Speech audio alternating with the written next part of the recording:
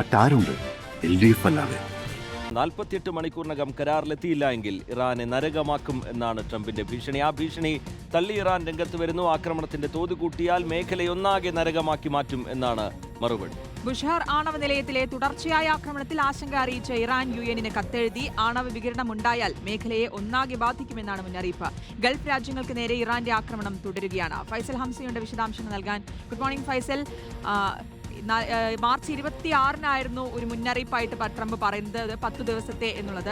ഇപ്പോൾ അത് അവസാനിക്കാറായി എന്നുള്ളൊരു മുന്നറിയിപ്പ് വീണ്ടും ആവർത്തിക്കുന്നു. 48 മണിക്കൂറിനകം അങ്ങനെ ഒരു കരാറിലേക്ക് എത്തിയില്ല എന്നുണ്ടെങ്കിൽ അത് വലിയ പ്രത്യാഘാതം ഉണ്ടാകുമെന്നുള്ളത്. പക്ഷേ ഇറാൻ അത് തള്ളുകയും ചെയ്യുന്നു. ഇതിനപ്പുറത്തേക്ക് ചർച്ചകൾ ഏതെങ്കിലും രീതിയിൽ എങ്ങനെയാണ് മുന്നോട്ട് പോകുന്നത്? അങ്ങനെ ഒരു സമാധാനത്തിലേക്ക് പോകാനുള്ള എന്തെങ്കിലും സാധ്യത ഈ ഈസ്റ്റർ ദിനത്തിൽ പങ്കുവയ്ക്കാനുണ്ടോ?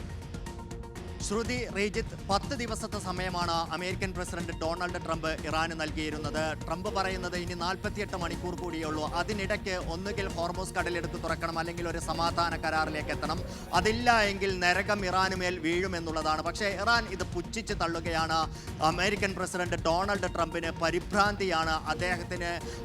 അദ്ദേഹത്തിൻ്റെ നഷ്ടത്തെക്കുറിച്ച്, അദ്ദേഹത്തിൻ്റെ പരാജയ ഭീതിയാണ് ഇത് സൂചിപ്പിക്കുന്നത് എന്നുള്ളതാണ്. മാത്രമല്ല, ആ തരത്തിൽ ഒരു ആക്രമണം വർദ്ധിപ്പിച്ചാൽ, വ്യാപകമായ ആക്രമണമുണ്ടായാൽ മേഖലയൊന്നാകെ നരകമാക്കി മാറ്റുമെന്നും ഇറാൻ സൈന്യം മുന്നറിയിപ്പ് നൽകുന്നുണ്ട്. അതായത് ഒരു സമാധാനത്തിൻ്റെ വാക്കുകളല്ല ഇരുപക്ഷത്തു നിന്നും ഉണ്ടാകുന്നത് എന്നുള്ളതാണ്. പരസ്പരം വാദപ്രതിവാദങ്ങൾ നടത്തുകയാണ്, ആക്രമണത്തിൻ്റെ ഭീഷണിയാണ് നടത്തുന്നത് എന്നുള്ളതാണ്. ഏറ്റവും ആശങ്കയുണ്ടാക്കുന്ന ഒരു കാര്യം ബുഷഹർ ആണവ നിലയവുമായി ബന്ധപ്പെട്ടാണ്. 4ാം തവണയാണ് കഴിഞ്ഞ ദിവസം അമേരിക്കയും ഇസ്രായേലും ഈ ആണവ നിലയം ആക്രമിക്കുന്നത്. ഇവിടെ നിന്നും ആണവ വികിരണ സാധ്യതയുണ്ട് എന്ന് ഇപ്പോൾ ഇറാൻ തന്നെ പറയുന്നു. ഇക്കാര്യം ചൂണ്ടിക്കാട്ടി UN-ന് കത്ത് നൽകുകയും ചെയ്തിട്ടുണ്ട്.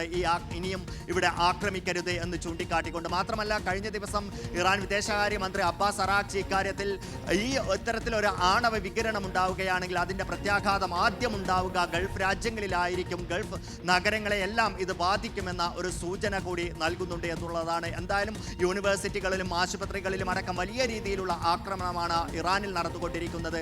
ശക്തമായ തിരിച്ചടി ഗൾഫ് രാജ്യങ്ങളിലാണ് ഇറാൻ ഇപ്പോൾ നൽകിക്കൊണ്ടിരിക്കുന്നത്. കുവൈത്തിൽ ഇന്ന് അവരുടെ ഗവൺമെൻറ് ഓഫീസ് കെട്ടിടത്തിന്, കോംപ്ലക്സിന് നേരെ വലിയ രീതിയിൽ ആക്രമണം ഉണ്ടാകുന്നു, തീപിടുത്തം ഉണ്ടായിട്ടുണ്ട്. അതോടൊപ്പം തന്നെ ഒരു ഓയിൽ കോംപ്ലക്സിന് നേരെയും ആക്രമണം ഉണ്ടായിട്ടുണ്ട്. സമാധാനത്തിൻ്റെ വാക്കുകളല്ല ഈ ഈസ്റ്റർ ദിനത്തിൽ നിന്നും ഉണ്ടാകുന്നത്.